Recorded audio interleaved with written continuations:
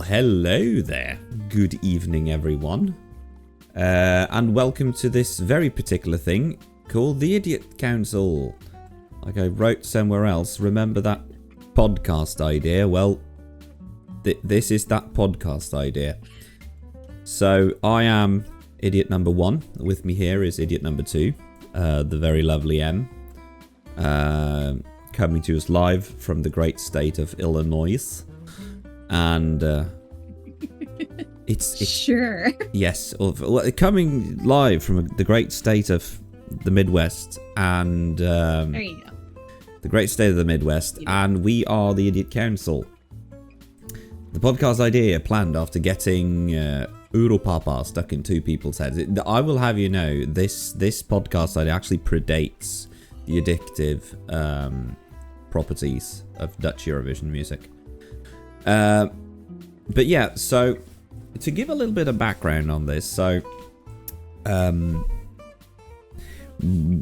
of you might remember that ages ago I mentioned a podcast idea, and that idea sort of never really left my skull, and we've sort of kept talking about it back and forth for a good while. I've talked about it and discussed it with multiple people, and over time it sort of became clear that I think a podcast, if it's going to work, we're going to need two people, and given that the first person is me, it's going to take someone with either a massive spine or a very big glass of wine to deal with me. So yeah, so naturally the choice fell on Em.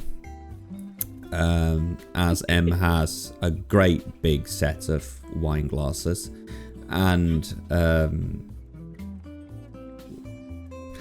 so that's just how that goes. So that's sort of the background, and what we've sort of talked about. We're going to try and make this a somewhat regular thing. I think we settled that our goal is going to be to record this about every other Saturday.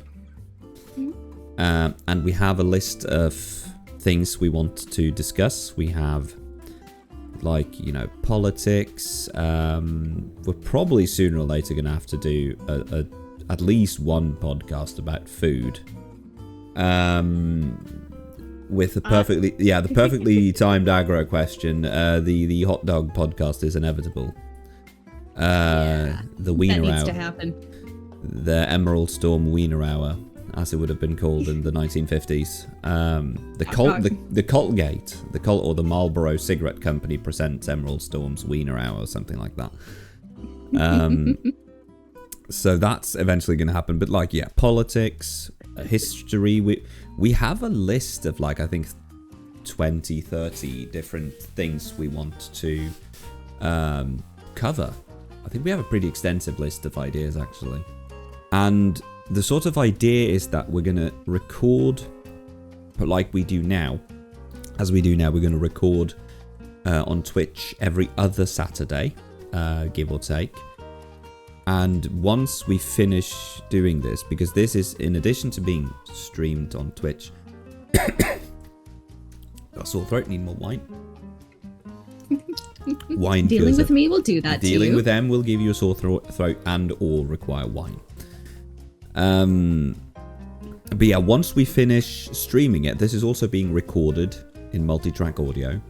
And what we're going to do is that after we finish the live stream, we're going to sit down and we're going to edit this into a more sort of cohesive episodic format that you can listen to or watch. And it will be available hopefully next Saturday on YouTube and Spotify in condensed formats. So you can either join the extended live broadcast that we're going to be doing every other Saturday, or you can, you know, enjoy the condensed version on YouTube and or Spotify a week later. And we'll just have to see how long we can keep this up, really, but we have a long list of topics. So welcome everyone to the first ever Idiot Council. Wow. Well, Let's go. The first ever Idiot Council that's being recorded would be more correct. There have been plenty of Idiot Councils, but they have been kept in DMs for reasons that we shall not disclose. Yeah, so that's that. So, but I figured that's a good place to start. So what is this podcast? This podcast is kind of going to be a little bit of a catch-all. Because we talked about it, I can't remember when it was that me and you talked about it. Like, it would be fun to do a history podcast, and it would be fun to do a food podcast, and it would be fun to do this and that and this and that. But the problem is that, if you limit it to just one thing, you're going to run out of ideas. While this is basically just, we can talk about whatever we want. Yeah. If we want to do... That's a scary thought. Yeah, if we want to do 2 hours about cheese and sausages, we can do that. Can we do that? We can do that. If we want to just discuss various types of wine for 3 hours, we can do that. If we want to discuss, and basically anything we want within reason. And that is sort of what we want this podcast to be. We want it to be... this is, the live recordings of the podcast are basically going to be a somewhat structured topical AMA, really. I can tease one of the things we've planned, since everyone is currently having fun with watching 2 geriatric dementia patients fight for the presidentship of a leading superpower. One of the episodes we have planned is American politics, from 2 different perspectives. The casual insider, that is Em, on my right, or the academic outsider, who has tons of academic knowledge about American politics, including a double major, but has never lived there and only spent 11 days in the country, being me. So what differs, American politics from those 2 perspectives? That could be an interesting one. That's where I expect people to get angry. Either that, or honestly, it depends on how graphical Em's Wiener episode is going to be. That one might divide fans too. As someone who is friends with Em on Facebook, her Facebook page is 95% Wiener memes. Every morning I wake up and I open Facebook on my phone, and the first thing that I see when I open Facebook is my wiener. Is Em's Wiener memes, just a ton of sausages, and it's always absolutely and utterly unhinged sausage memes. But I think we should just get started. So I've talked for 18 minutes and 30 seconds now. So Em, why don't you start us off? What's been happening in the world of Em since we last spoke a year ago? So we made the move from Kansas to Illinois. I absolutely hate it. House is nice, area's nice. I just have just Josh out here, so it's kind of been emotionally pretty rough. Other than that, I've been guest starring on a lot of people's streams, Aggro included. Aggro Calvin and I played Faz on stream last night. I've been hanging out with Elvin quite a bit recently as well. I left Autocraft a couple months after you did. I just wasn't in the right headspace to be able to continue to create YouTube content. Or even really stream after that. I thought I was going to make a comeback. Really didn't. Just kind of ran out of emotional energy right away. So, been slowly rebuilding that. Graduated therapy. We got a cat.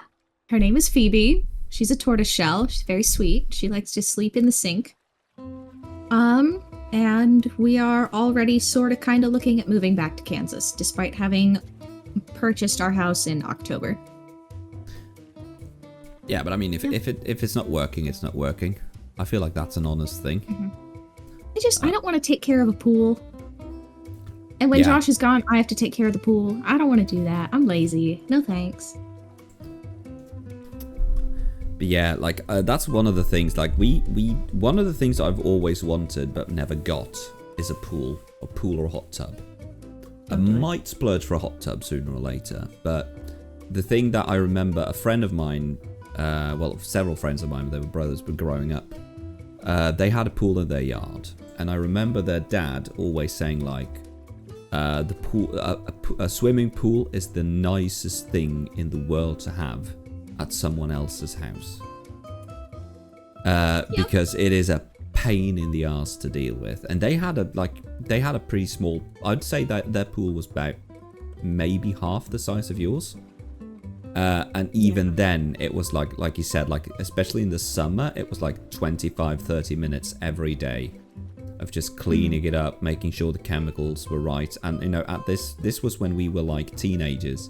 Like their oldest kid is 6 years older than me, and the youngest is about my age.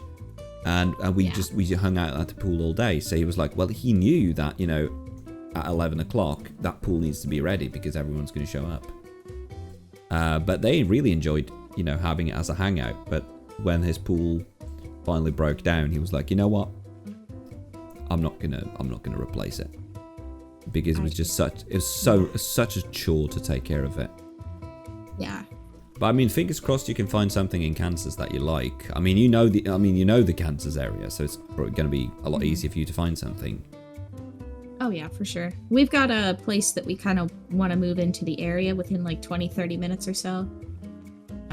Oh, that's pretty nice. It should be good.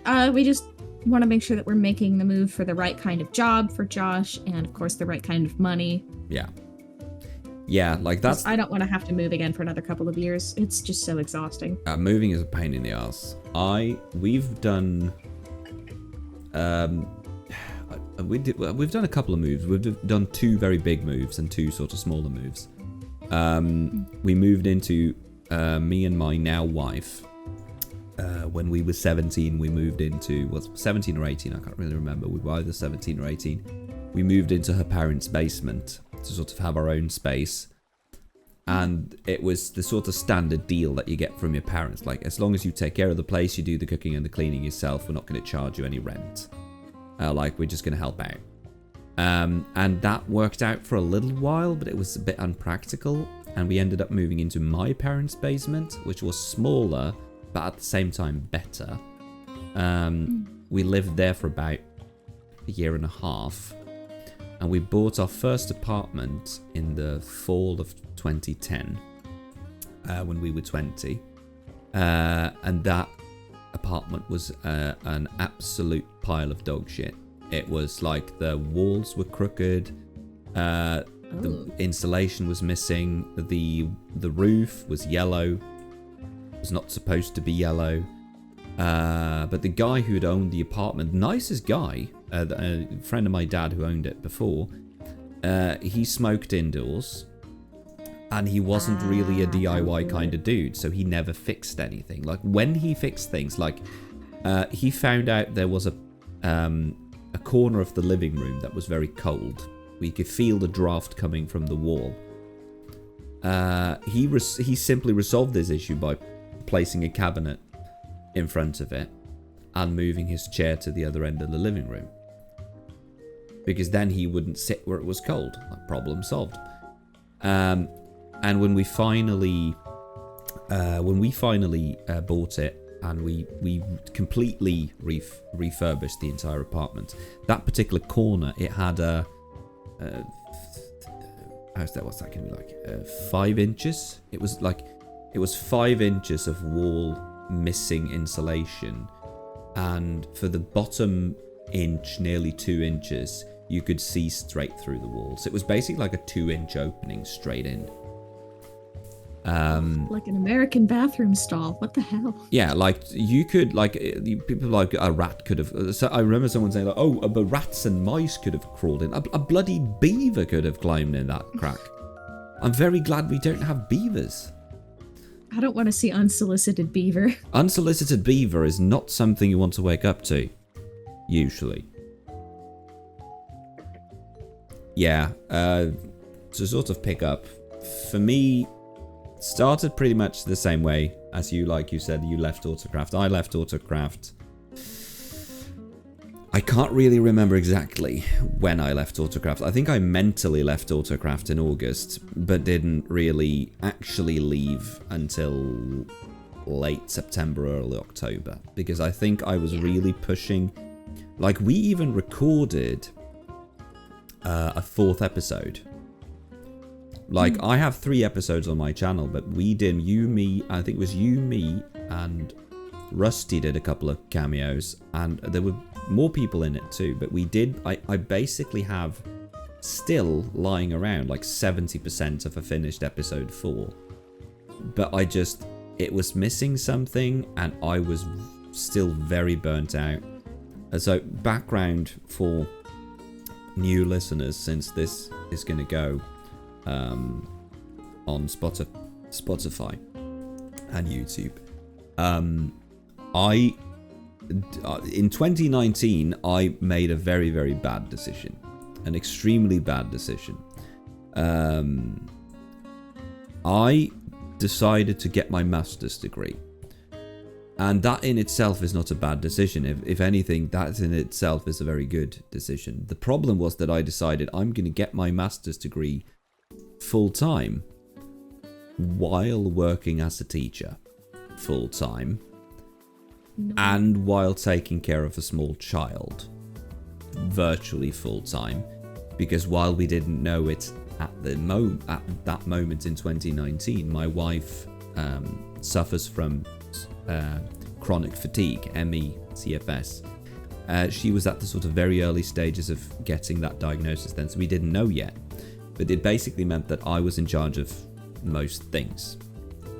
And I mean, as some of you would probably remember, after 2019 comes 2020. While I'm not particularly familiar with the Chinese zodiac calendars, but 2020 was the year of the plague. So, COVID hit us like a truck in March, and that made my master's degree go all digital, which made it easier in some ways, but at the same time it made it much harder, because you sort of lost the social aspect. You lost you no longer got to hang out with your fellow students. You no longer got to sit around a table, drink coffee, and discuss what you were doing, which was something that I really enjoyed as part of my studies.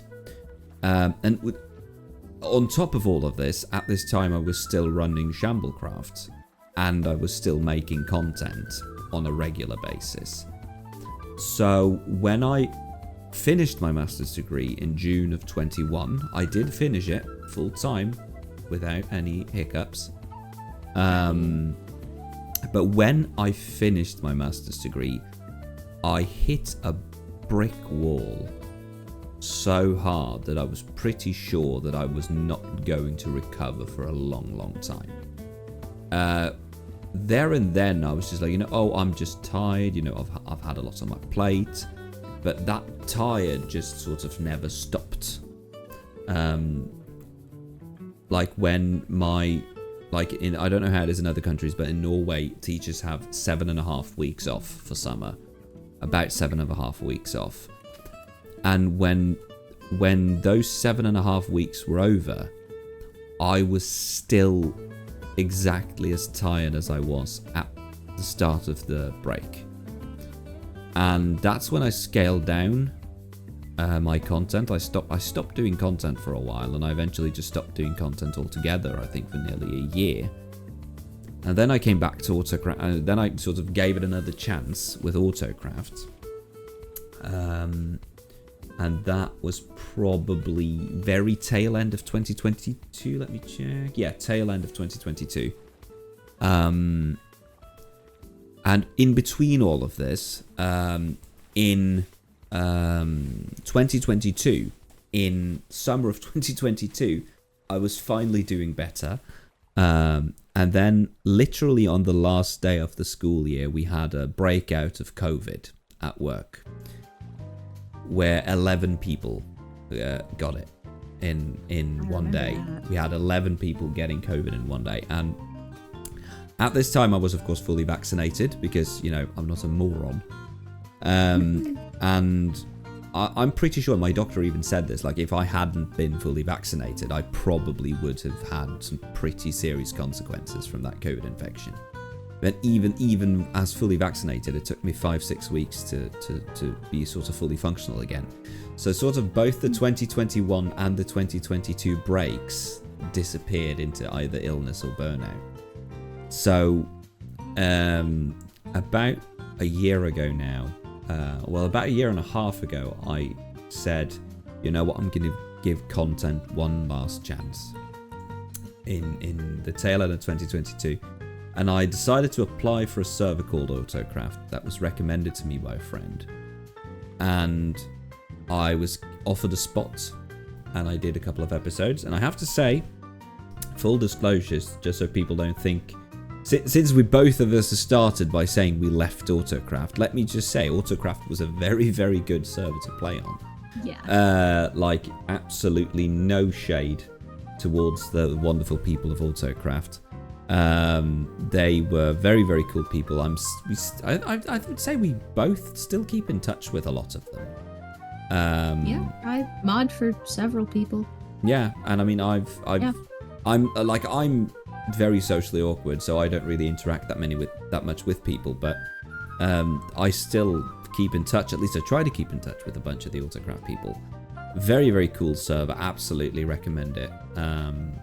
Make sure you check out Autocraft if you're interested in like Minecraft SMPs. They just started their season 5, so make sure you check out Autocraft if that's your cup of tea. But yeah, and some major cast changes too. So if you hadn't checked out Autocraft in a while, go back. Yeah. Like I sort of decided, you know what, I'm gonna try and keep up with season 5. And I was amazed to see like how many new creators there are. Like, they've basically changed out the entire team. Well, the classics is that you're never going to get rid of Rusty. You're just going to have to deal with Rusty. But there's a bunch of other very cool creators, and the old creators are also very, very fun. So but yeah, so gave that a shot, and about a year ago I just felt this isn't working for me. I don't have the energy for it. But naturally, I mean, there was another thing going on that sort of also bothered me a lot, and that was more of on a personal note. Sort of, we're almost starting to veer over to where we want to be with this today's episode, and that is LGBT and identities and things. Because a year ago, June 20th of last year, I came out as non-binary. Which wasn't new to me, obviously, but was new to a lot of people around me. And that as well sort of ended up being like, I think I'm going to take some time off and actually focus on me. Which is, I mean, kind of what you've been doing as well, Em. Like, as you said, you're graduating therapy and sort of finding your own way and finding your own things and sort of getting to be yourself for a bit. Which was what I struggled with as well. And I can go into more detail. We're gonna go into more details about that in a little bit, but the details. But yeah, so I decided, you know what, I'm just gonna take a break from everything non-crucial. So for the last year, I've basically focused on the 3 things that matter. The 4 things, and that is work, friends, family, and myself, really. And I would argue that I'm doing better now than I ever have. I've started taking actively care of my health. I just need to do a very quick calculation here for the Roman Catholics. There we go. I started looking after my health for the first time since I was 15. I've started, I exercise, like, not a lot, but I exercise regularly. take better care of myself. And, you know, as you can probably see, for the people who haven't seen me in a while, I've grown out my hair. My hair is now long and luscious. And I'm down 22 pounds. Wow. 10 kilograms for the Europeans. I don't know what that's in stone for the Britons, but it's probably something. But yeah, that is, so that's a little, hopefully that has been a little bit of an enlightening bit about what this podcast is going to be and where we've been for the last year. And yeah, pretty much. The bossa nova makes this so good. Yeah. But yeah, moving on to LGBT. As I said, it is the end of Pride Month. Today, as of this being recorded, June 29th, we are approaching the end of Pride Month. The main Pride parades today in multiple locations, including New York and Oslo and other capitals. Here where I live, we're actually doing Pride in August. Not like nationally, but like just here where I live. Because June is a very tough month in Norway to schedule things. Because it's a minefield of like school stuff and festivals. So they decided, well, let's do it in the summer instead. And then they realized that doing anything in July is pointless because no one's at home. So we're doing it at the tail end of August. And I think I've posted this to some Discords, but I have, believe it or not, if this is the first you're hearing of it, I have been asked to be one of the main speakers at the local Pride. Woo! Yay me. As we've mentioned previously, LGBT, it's something that it's sort of an umbrella that we both sort of fall under. Me and you, Em. So I mean, I was thinking a fun place to start. Well, not funny, haha, but a fun place to start could be like, so where did this begin? Where do our LGBT stories begin? So why don't you? I'll let you go first, Em. Where does the LGBT adventures of Em start? Oh, Adventures of Em. Okay. I thought you were meaning overall for a second, and I was like, Beauty and the Beast said it best. Tale as old as time. Picture it. Sicily, 1912. Damn it. We had to get one of those in. Yeah. Oh, also, Vin redeemed Eurovision fact, and you have never replied to that, so maybe we can do that first before we forget. Tell us something LGBT Eurovision related. Okay. While a lot of people think that Eurovision didn't become a sort of LGBT gay pride thing until very recently, it has actually been that way for many, many years. And the very first openly gay winner of Eurovision was in 1958. Its third edition. It was a French chap named André Claveux, who was openly gay. He was also at the time the oldest winner of Eurovision. He was 47 when he won. And we actually had already in 1965, or no, 66 maybe. We had our first ever trans competitor in the Eurovision, with one of the conductors being trans.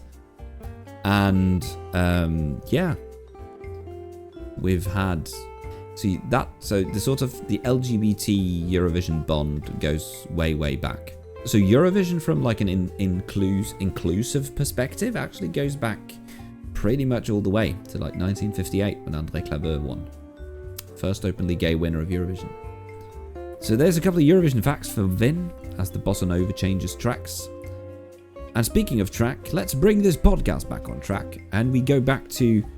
Is that a real thing? We go back to the Queen of Gilk, The Idiot Council's resident wine mummy, Em. Back to the gay. Every time we bring up Gilk, I'm gonna just cry. I gave it what did I give it? 5 out of 10? You gave it like a 6 out of 10, I think. It's a 6 out of 10. Yes, Gilk stands for the gay. Gay milk. That is exactly what it is. It should be gay milk. It's gay milk, but it sadly also has gin in it.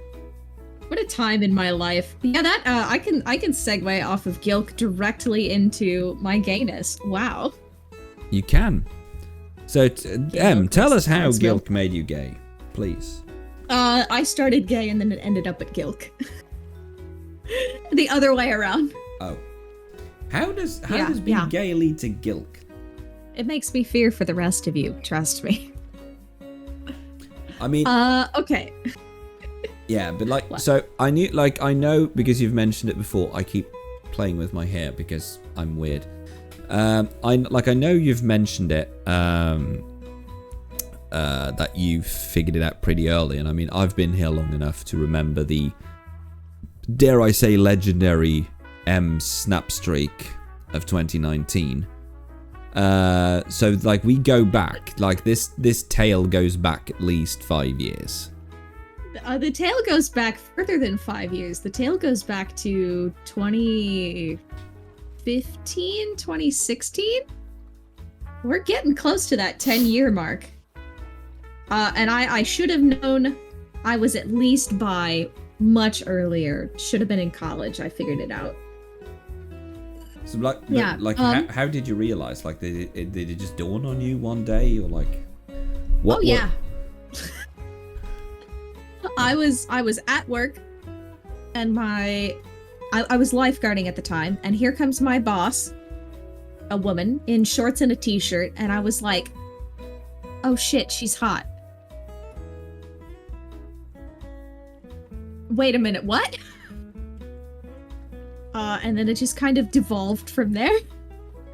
So I figured out I was at least bi in 2015, 2016. I got fired from that job because I didn't take accountability for my actions. We have since learned a lot. But in that time frame also, I left my then current boyfriend for a new guy, which is the point that I should have, had I known what demisexual was, I would have figured that out a lot sooner. But for those of you that don't know what that means, it's essentially like somebody's not attractive to me until they have personality that I enjoy. So nobody's hot, and then suddenly they're very hot, and there's no in between there.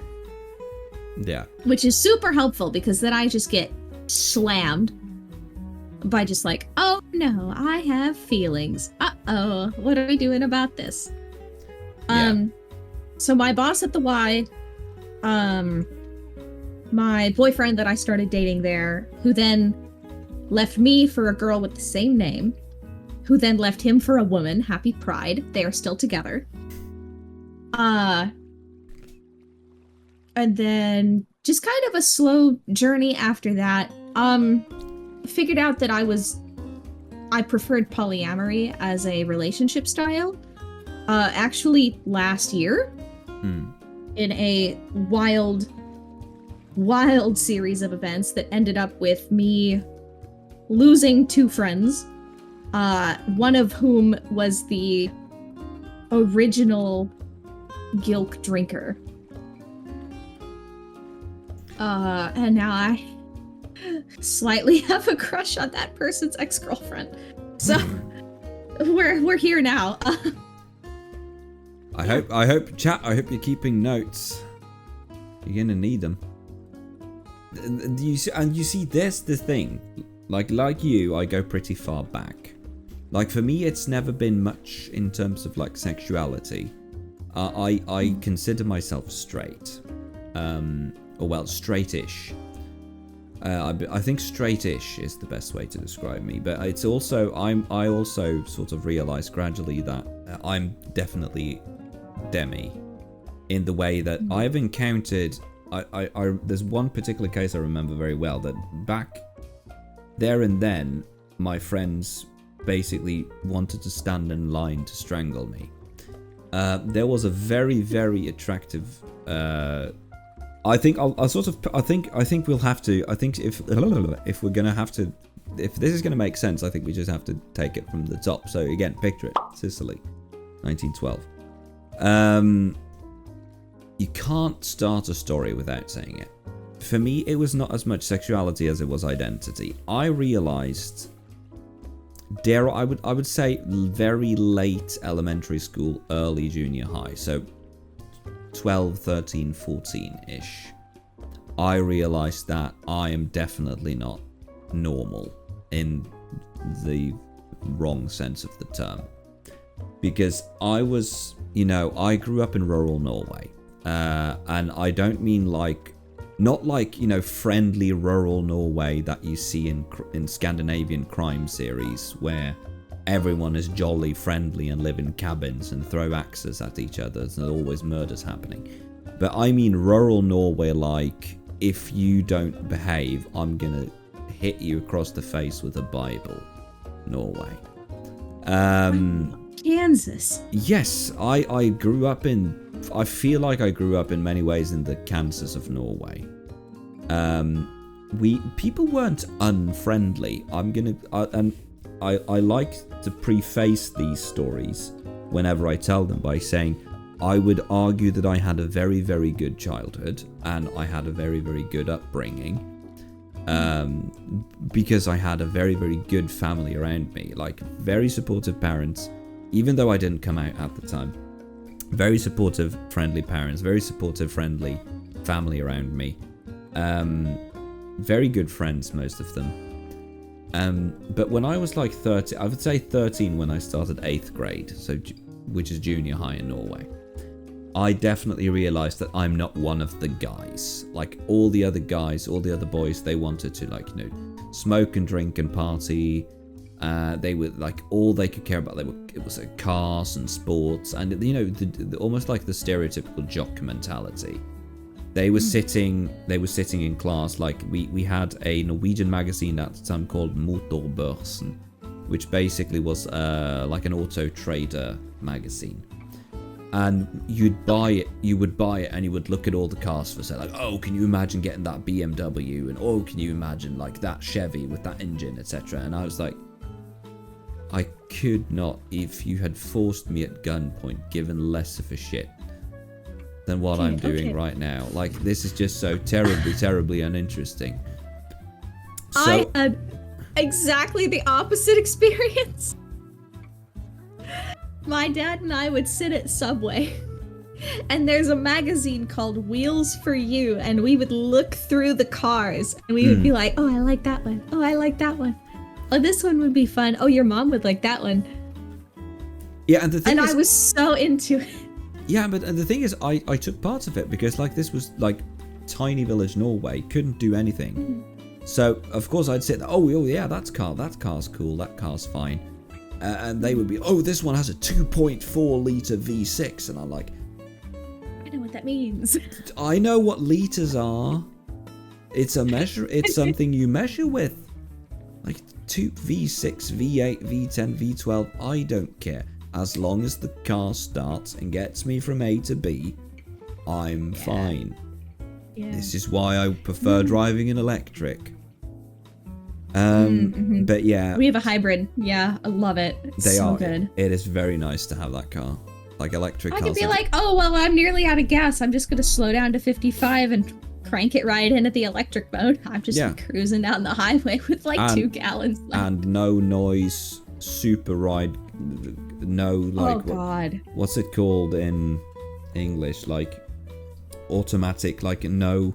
It's like an automatic gear, but it doesn't actually shift. Shiftless automatic gear. Very, very nice. Yeah. And, but yeah. Love it. So, but what I realized gradually was that I was making friends with the girls a lot more than I was making friends with the boys. Because I had so much in common with the girls, but I didn't have anything in common with the boys. And at the time, this would be like 2003, 2004-ish. Like the level of knowledge about these things, especially here in Norway, tiny.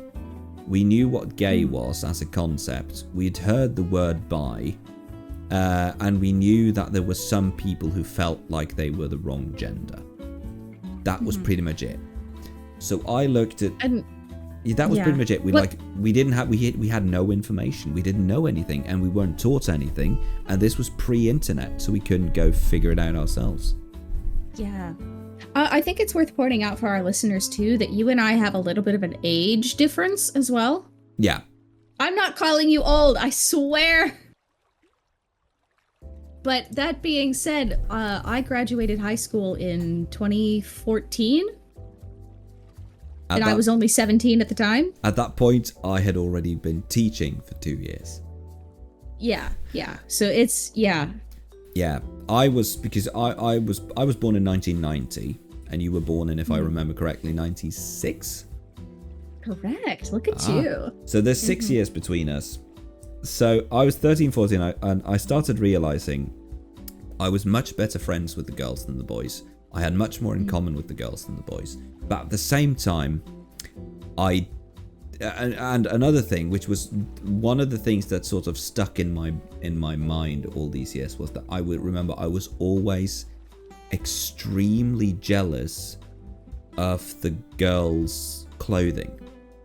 Like, I would look at the clothes that the girls in my class had, and I was like, wow, why can't I dress like that? Like, these are so cool. Like, they had cool tops, they had bell-bottom flares, they had, the mid-2000s super wide belt flare jeans that everyone had. I would look at those like, God, why can't they make them for like the flare jeans? No, they were classics. You're too young to realize. You were born too late. I think I was born right at the right time. Wow, they have no pockets. I'm so jealous. I did wear flare jeans though. Like, absolutely, I love those things. It was me and my scrunchy top, I guess you could call it, where it was like really super stretchy. Yeah. And it had like all the little points on it. Yeah. But you could like pull it really far. And then I wore flip-flops every friggin' day. Rain, shine, snow, 6 inches, 12, love them both. I remember in my flip-flops in the snow. There's one distinctive outfit I remember extremely well, and it was one of my best friends, and we're still friends. At the disco, we had every month we had every other month maybe we had a youth disco at my school, which was only for the students at the school. No alcohol, of course. Boo. I mean, we were 13, 14, so for legal reasons, no alcohol. I rescind my boo. And I remember there was my friend, she had this one outfit she would always wear at these discos, and it was the sickest outfit in the world.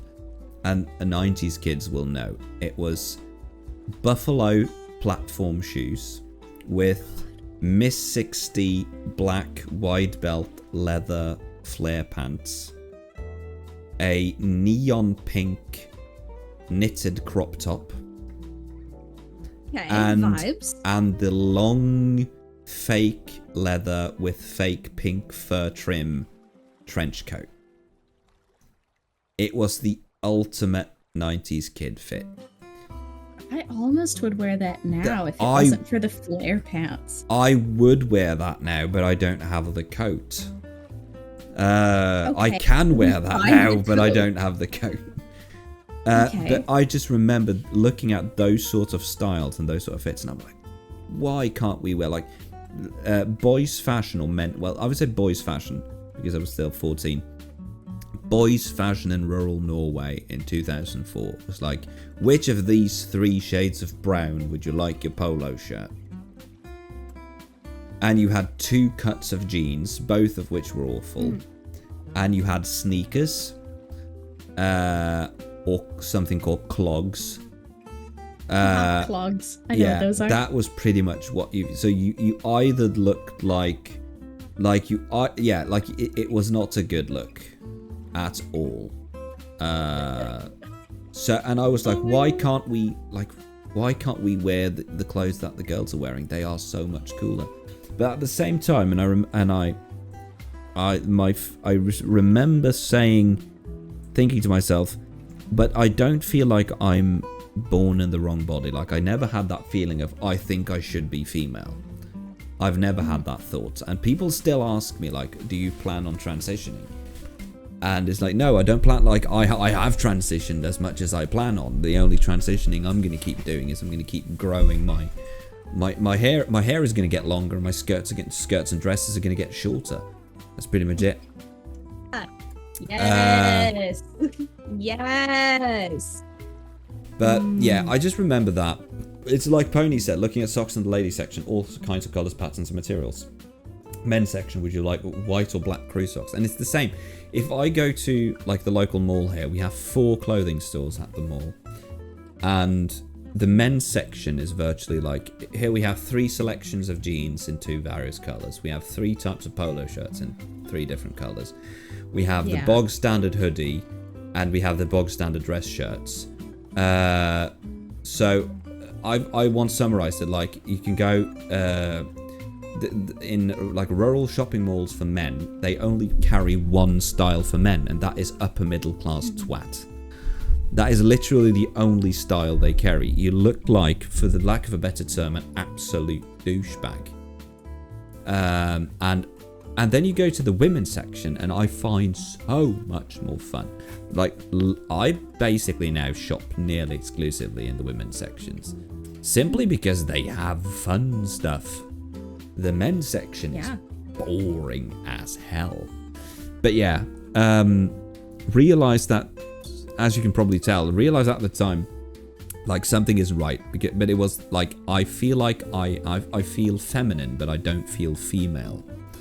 And at the time, there was no, like, you'd say you had like tomboys, like, you know, the you know, girls with buzz cuts that would be a bit more masculine, and you had the soft boys, who in rural Norway was a shortcut to getting your ass kicked and having no friends. So that wasn't really an option you wanted to go for. And I remember bringing it up with my school nurse in the 9th grade, like, hey, I feel like something is off. Like, I feel like I'm a boy, but I feel like at the same time I'm not a boy. I feel like I'm a lot more feminine. But I don't feel female. I feel like I'm somewhere in the middle here. And she just, like, did without missing a beat. It's just a face. Don't worry about it. That was pretty much it. Like, no, don't worry. It's a face. It's gonna blow over. Great, thanks. Yeah, and as you can probably tell from the length of my skirt, it sure as shit blew over. But so shorter. Shout out to the school nurse where I grew up in 2005. On behalf of all other LGBT members from where I grew up, fuck you. Finn has a good point. It's all misogyny. Girls seen as empowered by adopting masculinity, boys seen as crap for experimenting with femininity. Because mask is good, femme is bad. Yeah. Mask is a sign of strength, femme is a sign of weakness. Dumb. Dumb as hell. What I like is, right now I have a sort of body shape and everything, and a wardrobe that gives me the ability to, like, if I wake up one morning and I'm like, ooh, today is a femme day, I can easily style and dress myself very femininely. But if I wake up and I'm like, nope, then I can very easily just sort of, you know, sweatpants and t-shirt and not worry. But yeah, so to skip ahead, didn't really do anything more with my identity really for a number of years. When I turned, I was like, because I, you know, it was a phase, I just had to wait for it to blow over. And when I turned 22, 23, I was like, you know what, this isn't blowing over, this isn't And I would look in the mirror and remember, and I hope this isn't too triggering for folks, but just remember I would look in the mirror and I would hate my body and I would hate my face. And I would look in the mirror and I would be like, what the actual fuck is going on here? Because this is just wrong in every imaginable aspect. So I decided, well, I'm a man. What can we do? Well, we can overcompensate. So what I decided, well, what I'm going to do, I'm just going to grow a beard and I'm going to make sure I have a very short, super masculine haircut. And I'm exclusively just going to wear, jeans and flannel shirts. Because what screams manly man more than beard, flannel shirt and jeans? All I'm missing is a moose and an axe. Flannel shirt, short hair, manly man, grrr, flannel shirt, long hair, super lesbian. Yeah. I would also dare argue that flannel shirt and short hair is also pretty lesbian.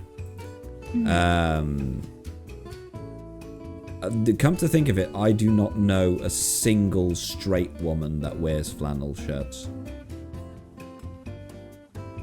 I know a lot of gay women who wear flannel shirts. My experience has been that it's either like, how do I put this? Like gangster-esque clothing, so like a dark t-shirts and red boxers and stuff like that, or it's flannel.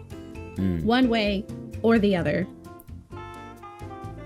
We had the fortune yesterday of going to the botanical gardens, and we interacted very briefly with a lesbian couple who also, she was in like a sundress. One of them was in a sundress and like high ponytail with some curls in it. And then her partner was also in like black jean shorts that were sagging a little bit, red boxers, silver belt. That was a good look. I don't think I could... Look, I have no ass. If I tried to sag something, it would just fall right off. I will... but it was a good look for her. I have two things I need to have. First of all, a gangster fashion, and I don't know why. The gangster fashion is one of the very few styles that I can honestly say that are genuinely off-putting for me. Oh, I like it. I like it a lot. But yeah, so flannel shirts and like everyone everyone who knew me between 2013 and 2022 would see me exclusively in jeans and flannel shirts and with a sort of somewhat unkempt rowdy beard. Because I wanted just to... a little. Yeah, because I was a manly man. Look how manly I am. Yes, man, no shave, drink beer, arr, arr, arr, arr, like that. And... Hey. Hey. Don't diss my lifestyle like that. It ain't much, but it work. But yeah, I would say for me the infamous egg crack moment sort of started showing up around 2019, 2020 pandemic era. When I remember this would be very early Shamblecraft, like pre-Shamblecraft actually, like Phallicraft.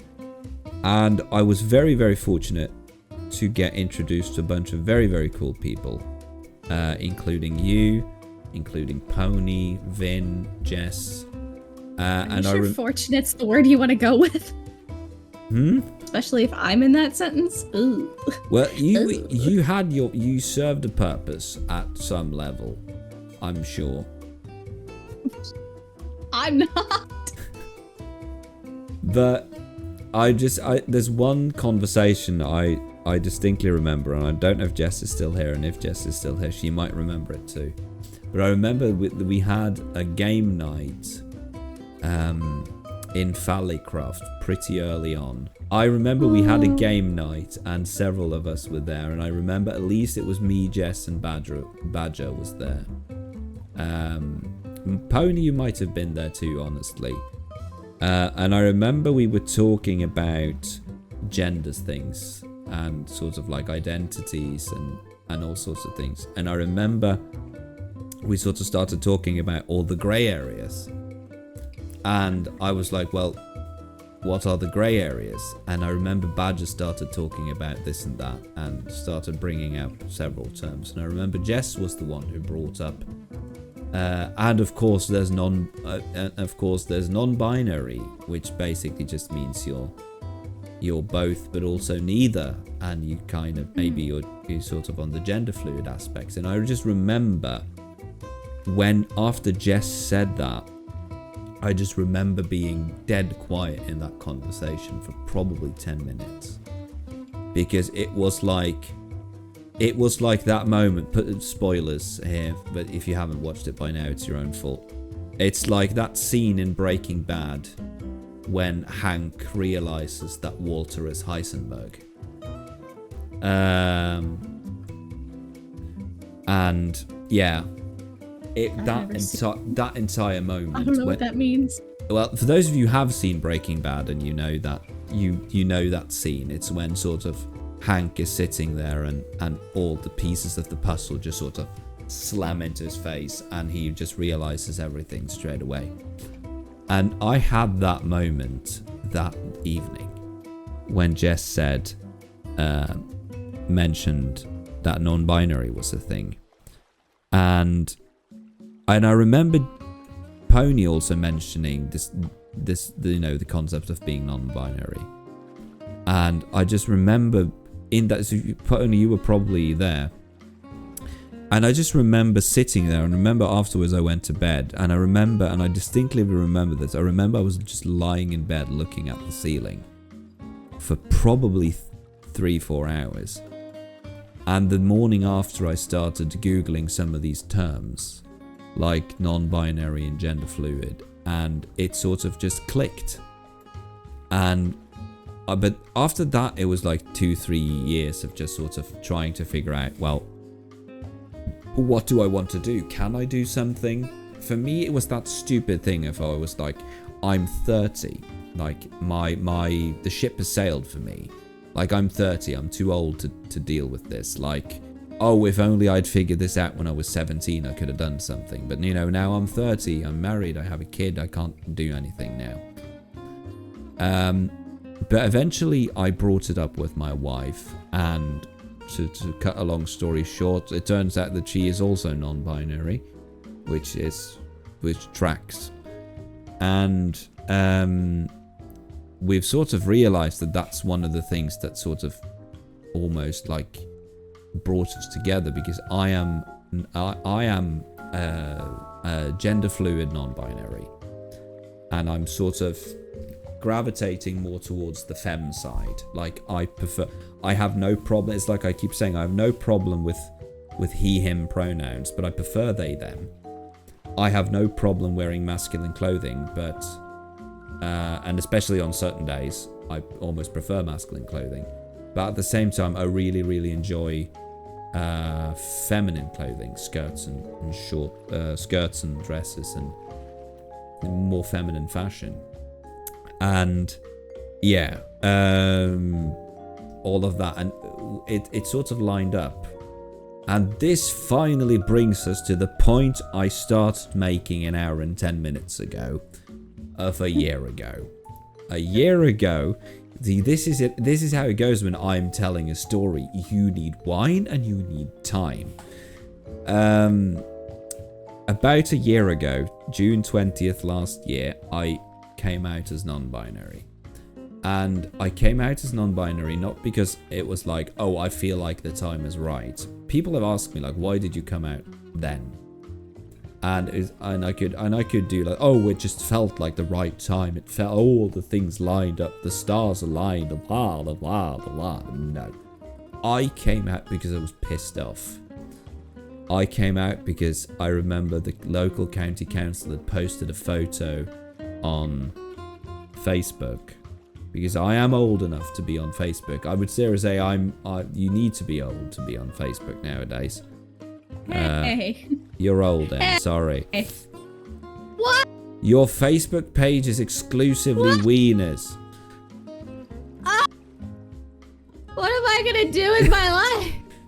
Well, I had so much left to live for. yeah, wieners mostly. Yeah, fair.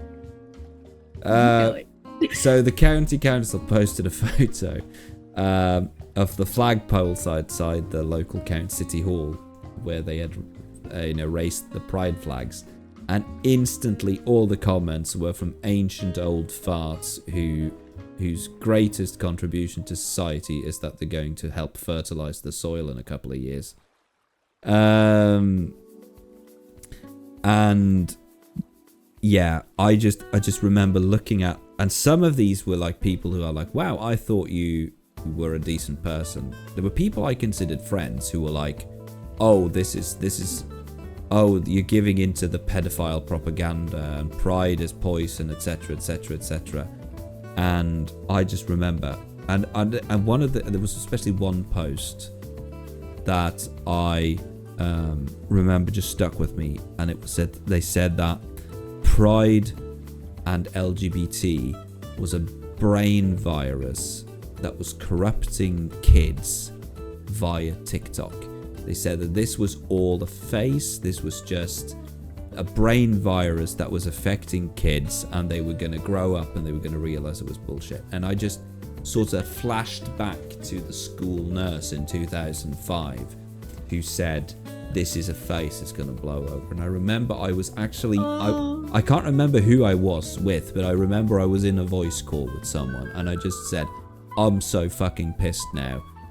And I sat down and I wrote an 1800 word letter in like 40 minutes. Jesus. Which included me coming out.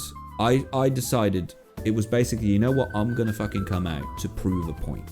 Because I'm 33, I am on TikTok in theory. I'm well educated, I'm a teacher, I am everything that these people say that, oh, this doesn't apply to you. And I wrote this and I sent it to the editor of the local newspaper, who's a friend of mine, and told her, can you have this published tomorrow morning?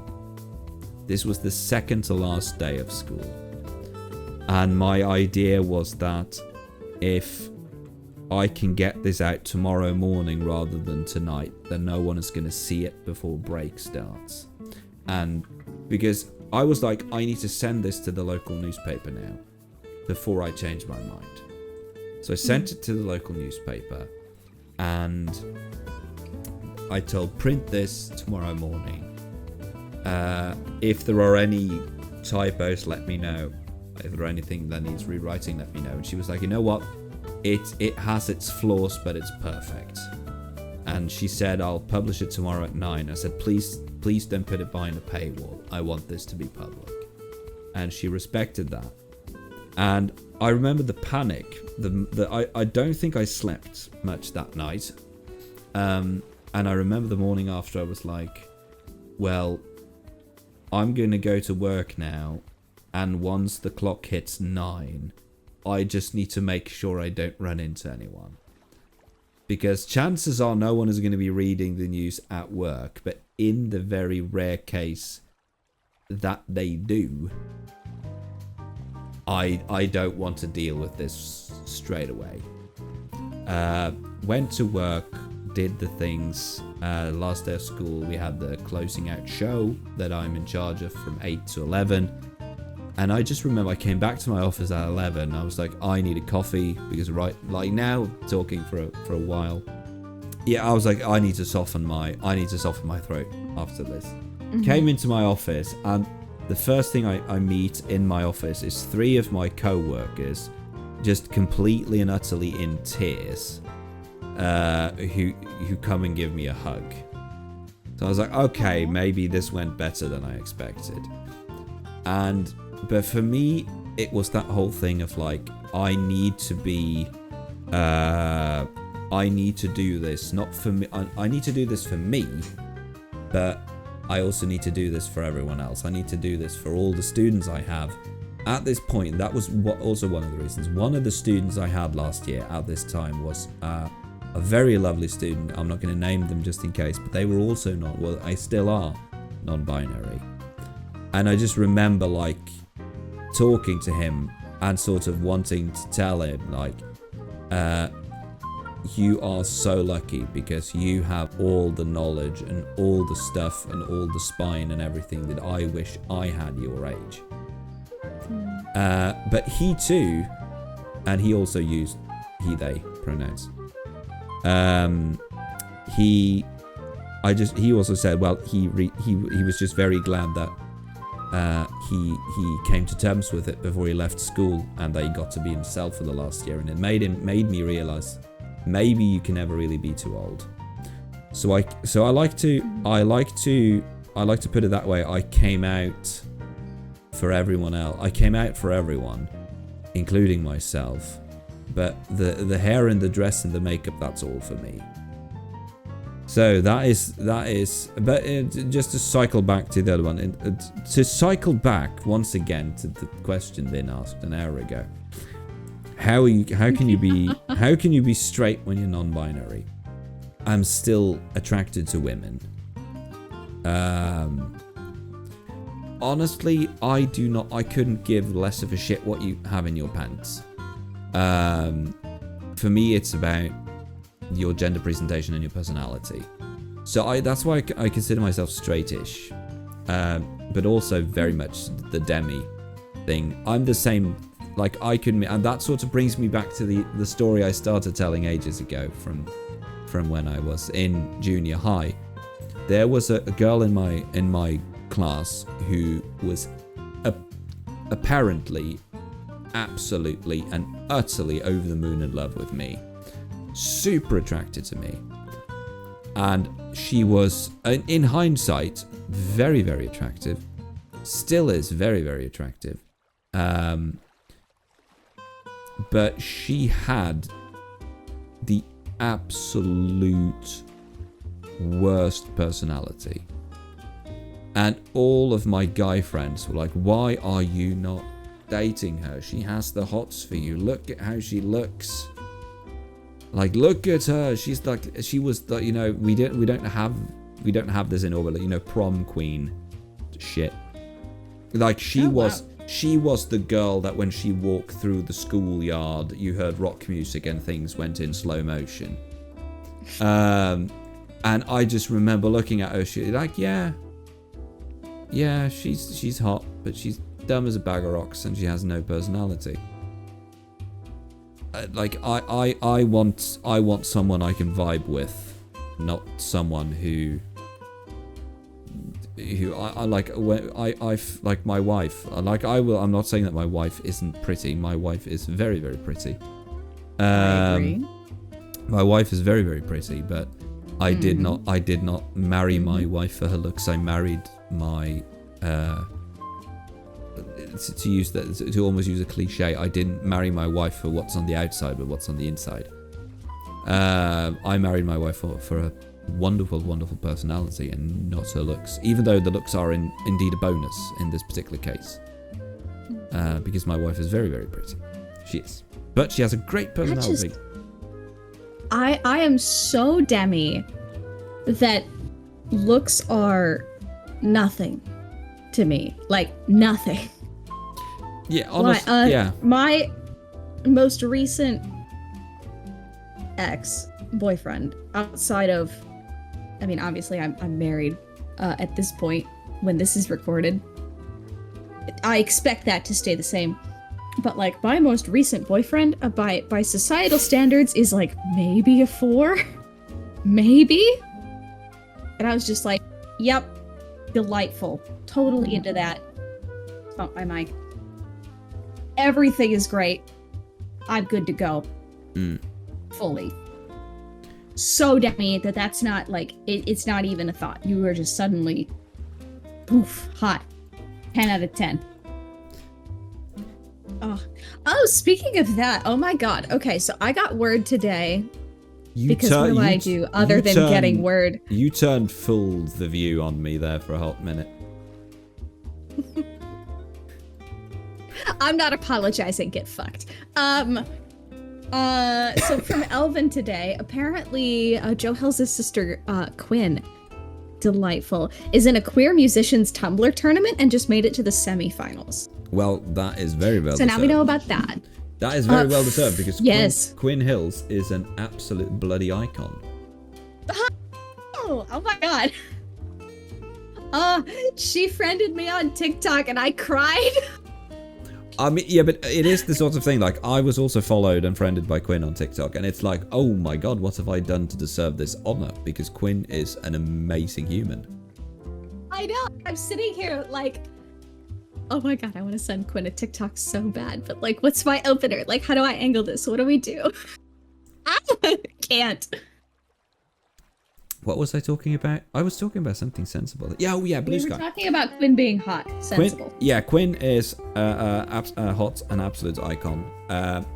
So when after I came out, I joined Blue Sky after I came out, and I decided I'm going to make Blue Sky my sort of Norwegian outlet. So all my posts there are in Norwegian, and I mostly discuss like Norwegian politics and LGBT stuff. And when I joined, I was given an invite by a fellow queer person in Norway, and I decided, well, I'm going to start my Blue Sky journey by posting like my story, which was basically a Norwegian Cliff's Notes version of this podcast, really. And I remember at the end of it, I sort of gave shout outs to a couple of people. Like, shout out to a couple of people who are like amazing idols and role models for other like non-binary, queer, trans people. And I remember two of them liked all of my posts and retweeted them on Blue Sky. And that was sort of that same moment, like almost shaking, like I have just been acknowledged by one of my, you know, queer heroes, or queeros if you prefer. Queeros. Okay, I'm adding that to the DM. Yeah, the queeros is definitely the newest word. Make it trend, people. Hashtag queeros. Are we saying queeros OES or OS? Queeros, would I say. Delightful. We can be queeros just for one day. That is my best David Bowie impersonation. Who's that? Are you joking? David Please Bowie? tell me you know who David Bowie is. I know who David Archuleta is. Jesus fucking Christ.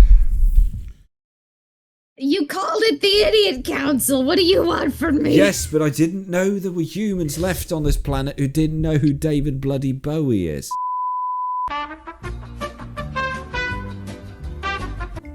Let me find you.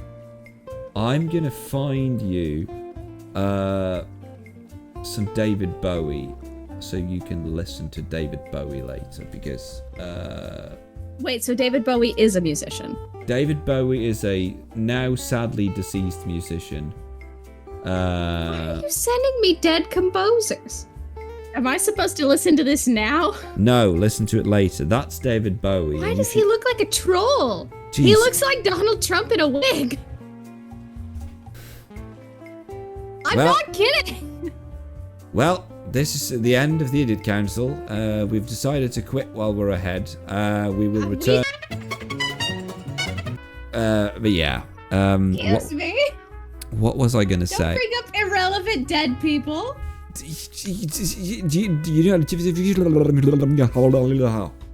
You know David Bowie. David Bowie is a queer icon. David Bowie was Ziggy Stardust. Who is that?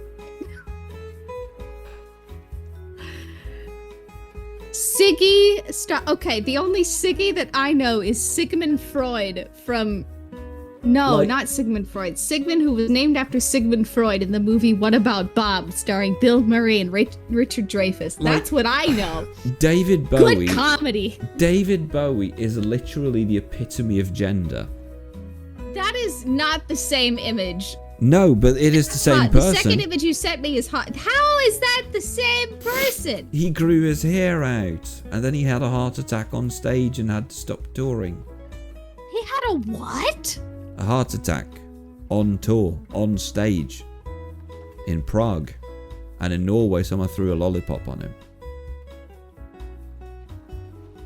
I feel like if I had a lollipop, I would throw it at him. But I feel like this is a Linus Tech Tip moment. There's this clip on Linus Tech Tips of one of the guys realizing that Bob Ross is dead. I feel like this is our Bob Ross is dead moment.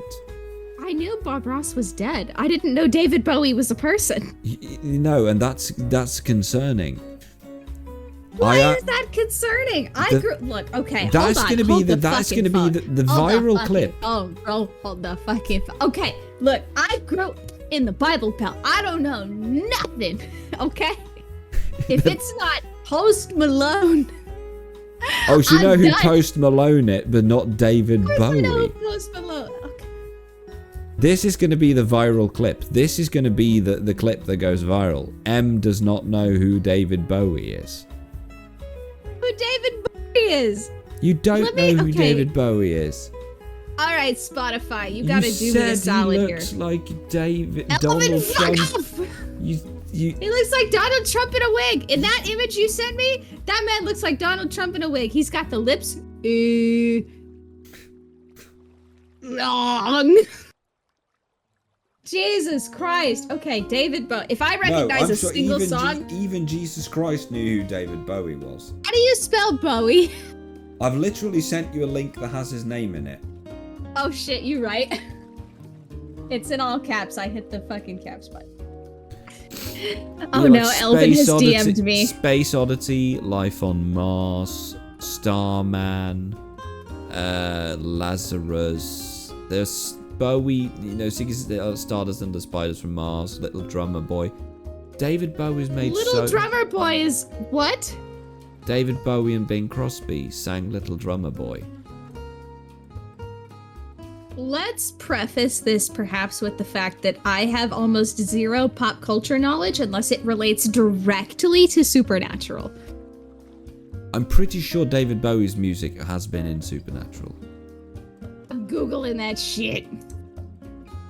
Like, they would put David Bowie Supernatural.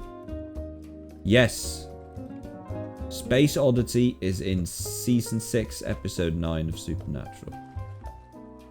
Wait, somebody beat Quinn in the freaking Tumblr poll? No, Quinn beats someone in the Tumblr poll.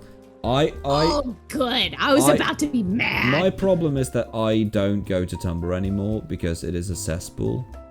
And that is 110% exclusively the fault of the people on it.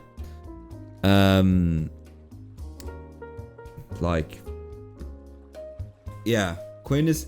So did Quinn go to the final? Did Quinn go to the final, Elvin? Or is Quinn in the semi-final now? I cannot, say enough good things. I've talked to Elvin, every day for the last, 2 weeks at minimum. It's been vibes.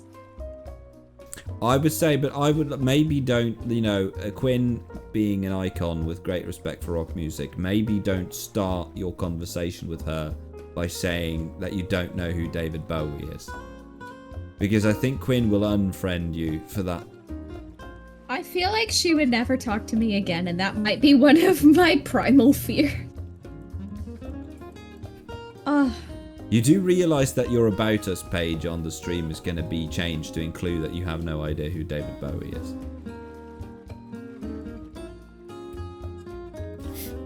Honestly, if Quinn is going to lose to someone, Tracy Chapman versus Freddie Mercury, well, sorry, but... Well, if Quinn's going to come in third to that, that's...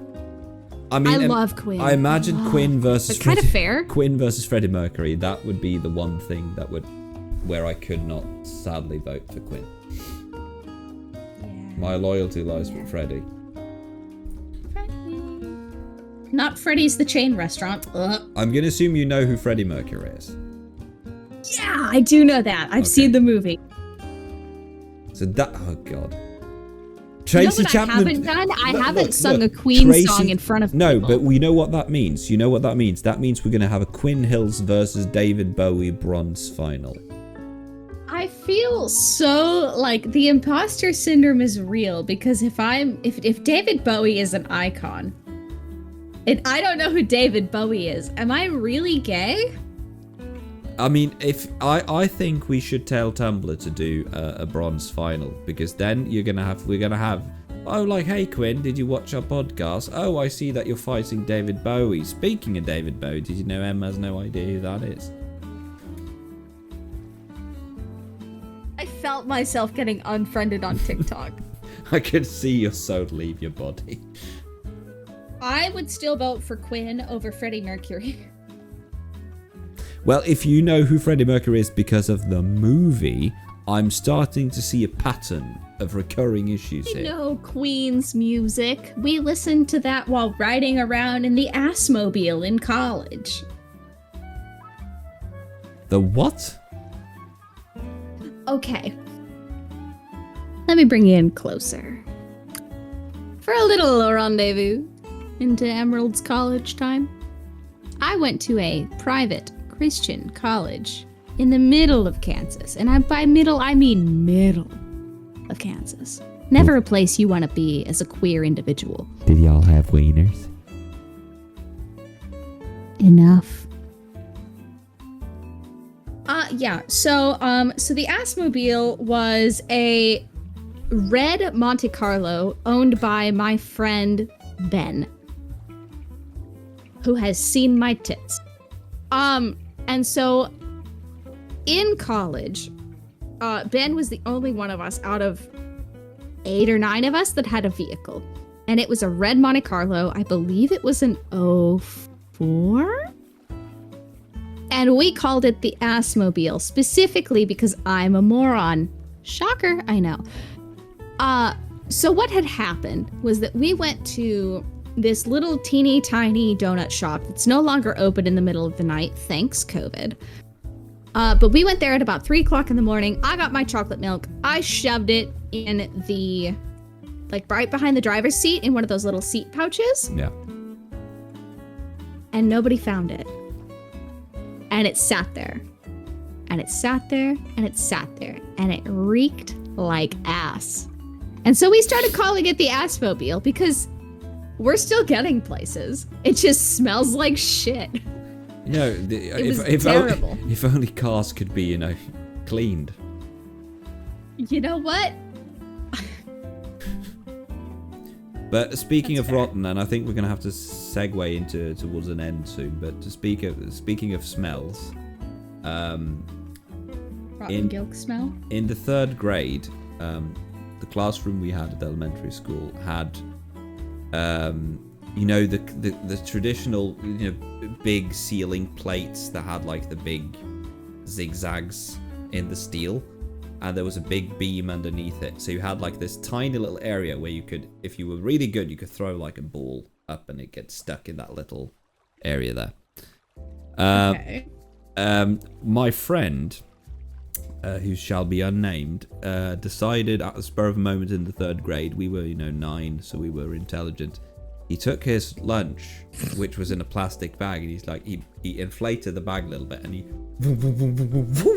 threw it up, and he lodged perfectly up there. And he's like, oh, that's where my lunch is, I guess. Because he'd already eaten a sandwich, and he didn't want the rest, so he just like yoinked it up under the roof. And it stayed there for the remainder of 3rd grade. And 4th grade, because we were in the same classroom. But at the end of the 4th grade, we were changing classrooms, and we were like, well, now we have to properly clean up the classroom because someone else is going to be here. And he just looked at that bag, which had now turned like a very interesting shade of grayish green or greenish grey, depending on your outlook on life. And he just took a broom and he just like whacked it like a mole, and it exploded like a water balloon all over the classroom. Oh my god, that's gross. And it smelled like the bottom of a dumpster, and it went everywhere. And the girls in the class, they were literally diving for the window, vomiting. And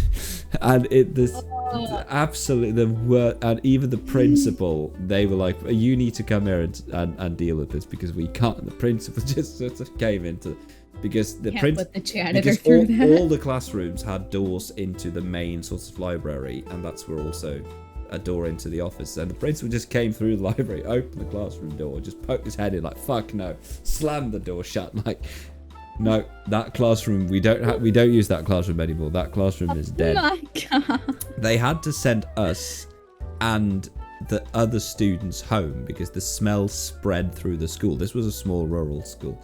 They had to send everyone home, and they had to hire extra cleaners to clean the room. Jesus Christ. So I've been smart as a child. Well, I had nothing to do with it, but it was still funny. I mean, yeah. Oh my god. It's been very fun so far. I feel like we've done well. We haven't done terribly. But with that, could have been worse. Could have been less David Bowie. It could have been even less David Bowie. That is very true. But with that, I believe we're going to say thank you very much for joining everyone this evening.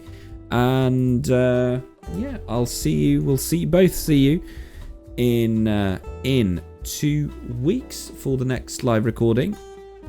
Yeah, this has been idiot number 1 and idiot number 2. Goodbye. Goodbye.